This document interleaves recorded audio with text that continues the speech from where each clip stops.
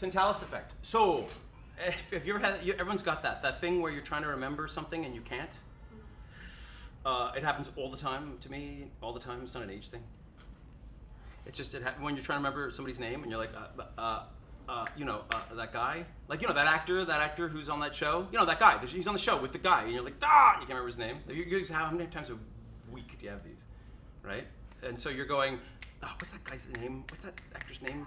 And then you go, forget it. And then you go, and then you go, what do you want to have for lunch? Oh my God! And then you're like, Bradley Cooper! That's where, and it just comes out from the back of your head.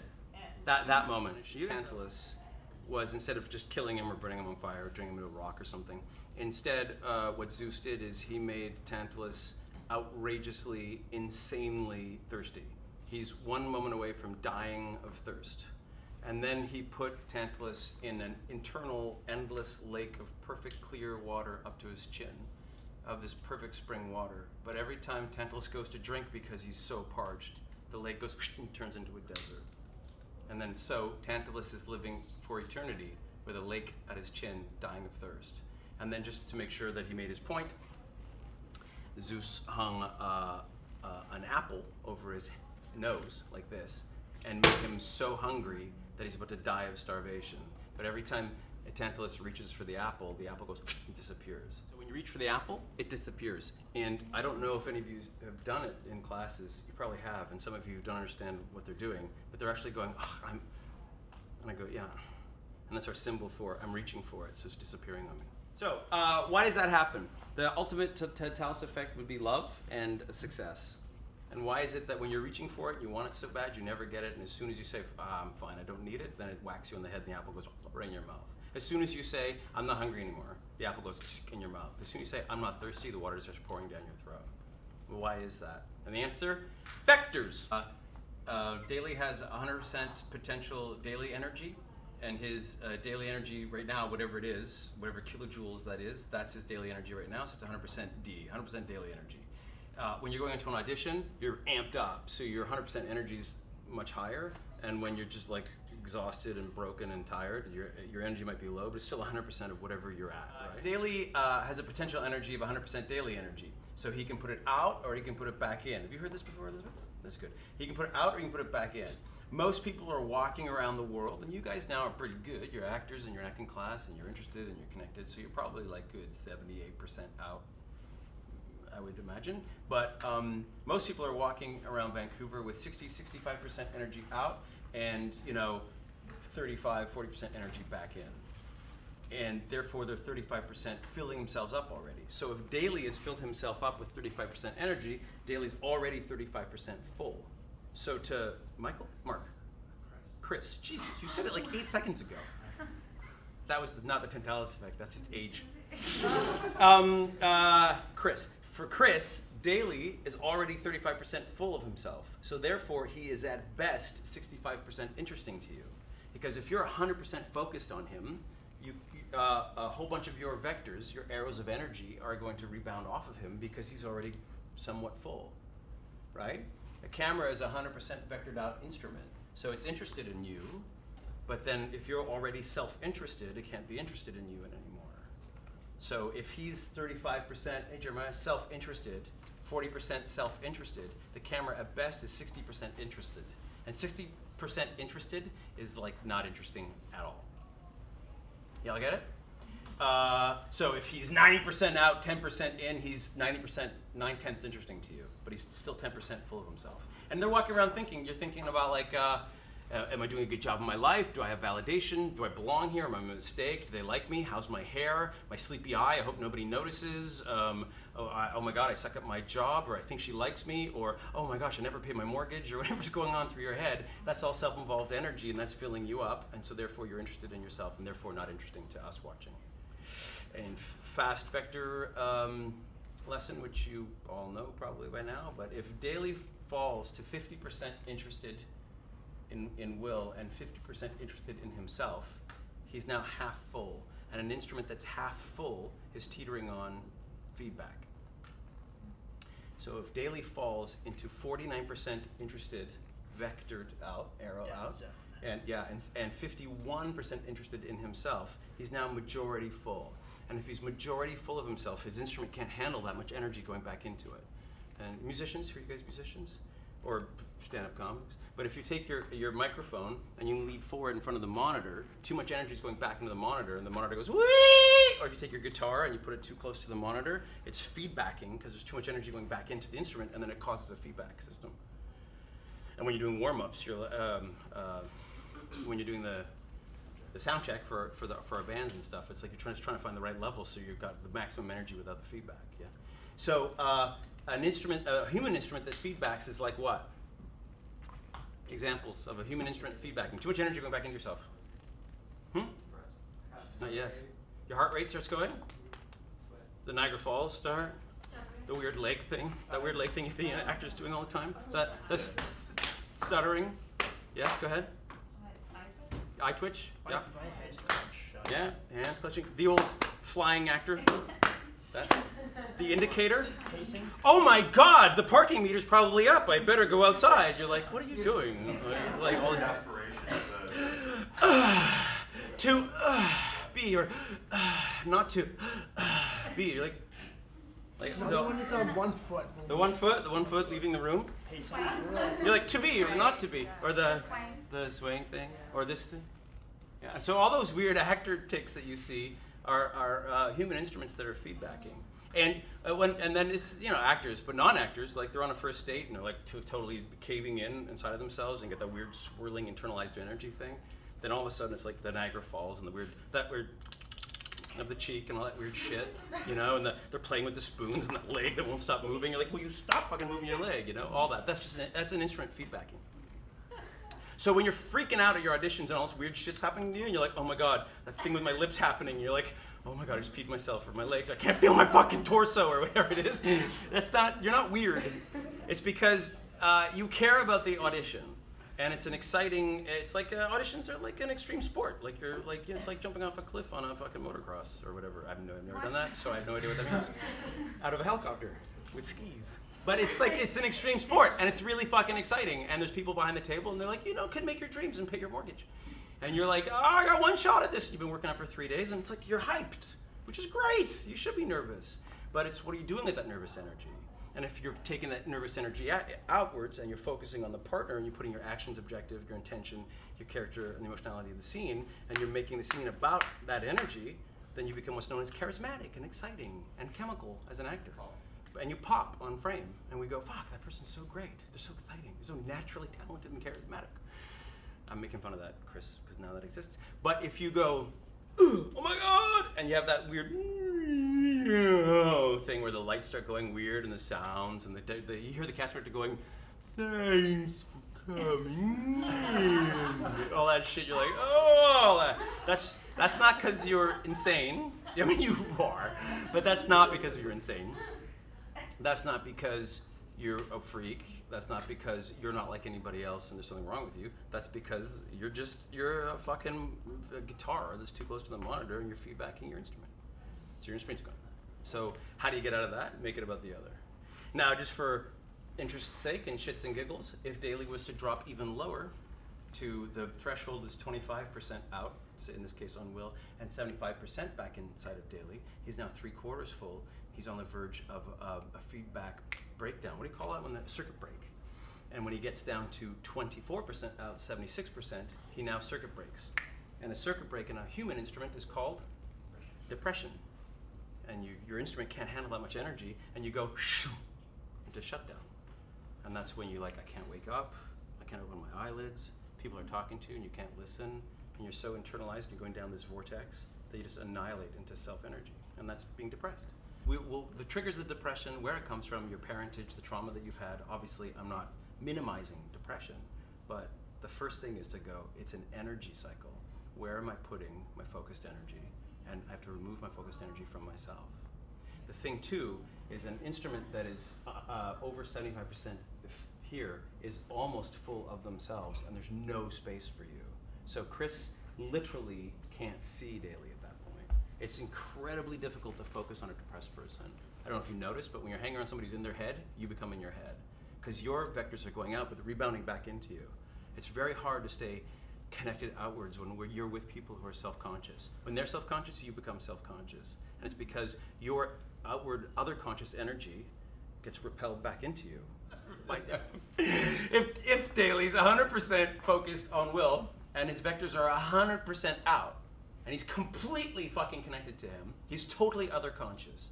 He's completely not self-conscious. He's in that state that you guys all get it, of flow, because you're so connected to somebody else and something else that the world just flows through you. He's surrendered to the moment with him, that he's got zero energy going back in.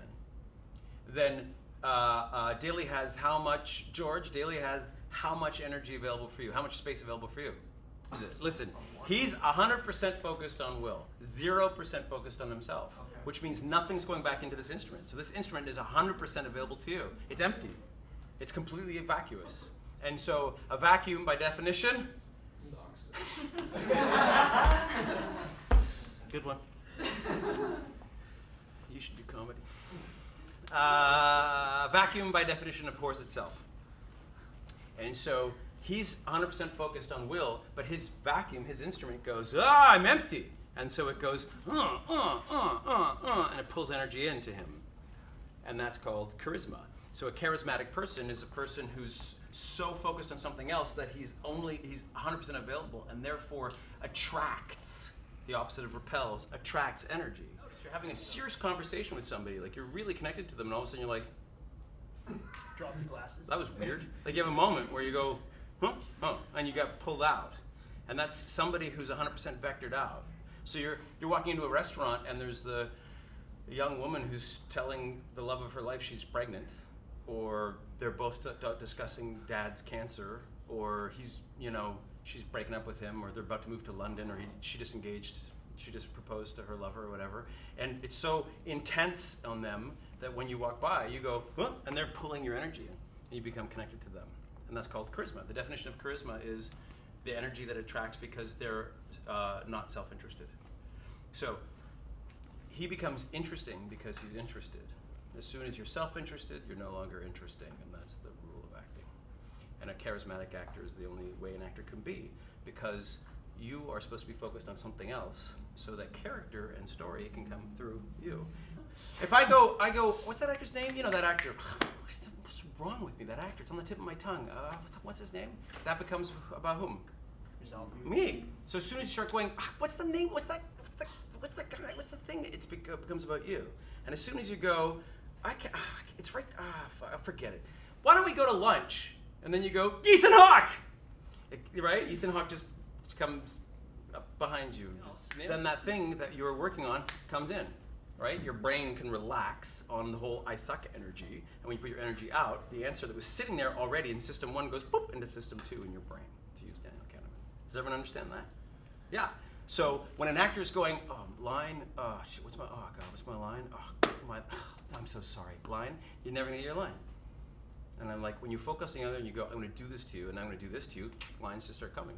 Because they're popping up from system 1 into system 2. They're going from the intuitive, deep, subconscious, subterranean part of your brain into your conscious part of your brain, and then out your mouth, because you're so connected. But as soon as you go, damn, what's my line? Whoop! You just put a barrier between the two systems in your brain, and you'll never get it. And when you focus on something else, then the barrier opens and it comes to you. So that's why you're like, I gotta go to sleep, I need to go to sleep, I gotta go to sleep. And then you go, forget it. I'm just gonna read this book. And then it's because you focused on the book that sleep comes. Everyone understand that? That's the Tantalus effect. So Daly's pointing to, his vectors are over here, and he's looking at Will, and he's talking to Will. And he's saying to Will, how come I can't meet a girl? There's just no single attractive women in this class. And then he goes, and then it's because it's all about him. He needs love. He wants to be loved. How come I'm not loved? How come I'm not a man? I can't meet a girl. I can't meet a girl. I can't get love. I can't have love. And so he's actually full 60% or 70% with he needs to be loved. He wants to be loved. He's searching for love. It's not actually about loving somebody. And so what happens is love, you can't get off. Love comes by on its crutches. Love is like walking by, wanting to give themselves over to a recipient. And they go like this, and they go, ooh, repulsed by that. And they go, hey, and then they come over to this. And that's why somebody says, I just can't meet a guy. And I'm like, you're repelling every guy there is because your energy is so focused on I need to be loved that love can't come through. Love. As soon as you go, I'm just going to live my life, then it comes. Here's the paradox, because there's a paradox of the Tantalus effect.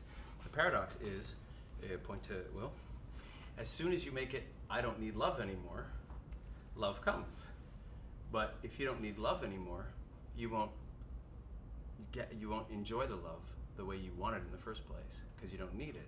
And as soon as you go, oh my God, I have love, I wanted it so bad, love starts going, whoa, whoa, whoa, whoa, and that's when your relationships start to become codependent and fall apart. We have this weird codependency thing. A codependent relationship, it's awkward because you guys are twins and point to each other. A codependent relationship is, I love you, but I'm disappointed by my expectations because 10% of you is not giving me what I want, so I only love you 90%. And he's going, I love you, but geez, you only love me at 90%, and I really want it, so now I only love you at 70%. So then he goes, you know what, I fucking hate the thing about the dishes and the thing, now I love you at 50%, so he loves you at 40%, he loves you at 5%, boom, divorced. Stop with this shit. He's never gonna love you the way you want him. He's never gonna be the guy you like. He's never gonna do the fucking dishes. He's always gonna be that guy. Do you love him, or do you wanna go love something else? But if you love him at 100%.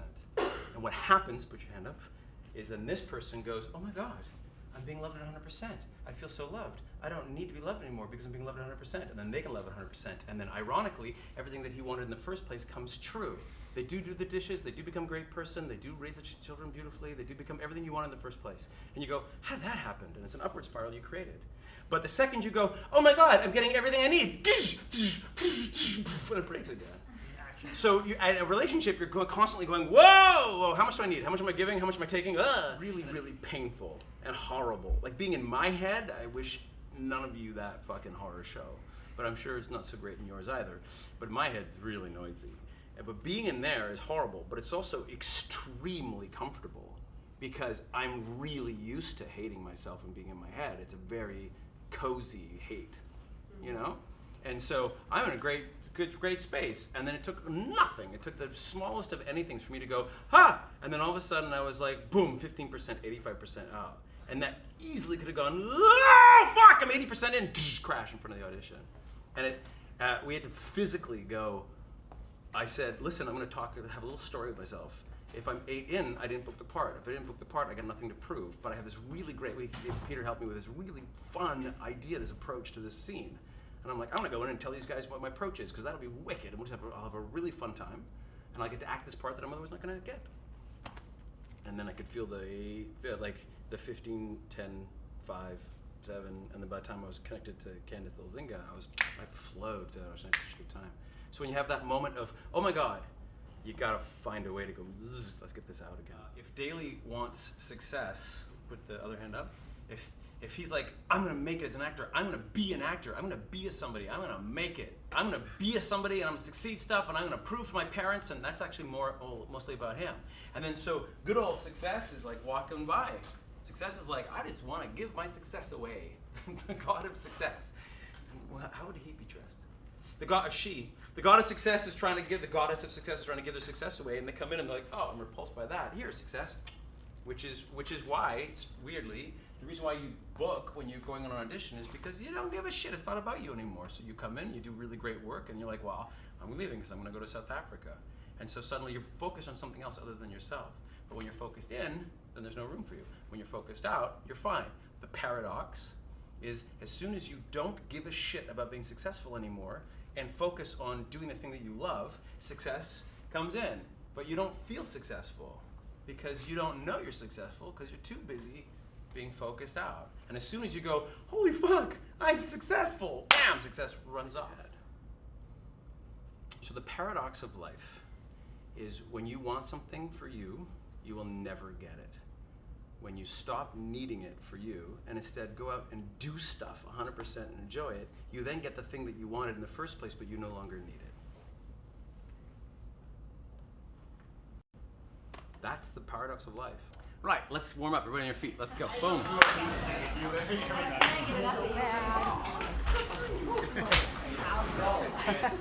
Thank you.